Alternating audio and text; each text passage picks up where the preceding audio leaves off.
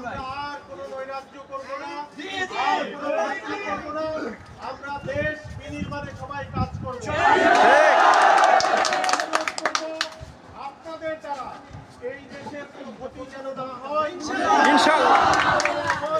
কোনো স্থাপনা যেন আর ভাঙচুর না হয়।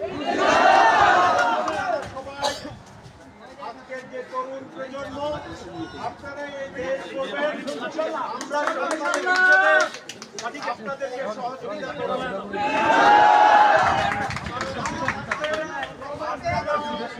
আমাদের সঙ্গে থাকবেন, আমাদের ভালোবাসা আপনাদের সঙ্গে থাকবে, আপনাদের ভালোবাসা আমাদের সঙ্গে থাকবে। সবার সাথে যমুনা টেলিভিশন থাকবে।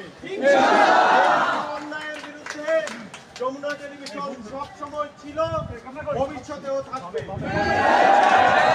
তাহলে কি হলো, আমরা শপথ করলাম এই দেশের জন্য যত ভালো কিছু সব কিছু আমরা করব।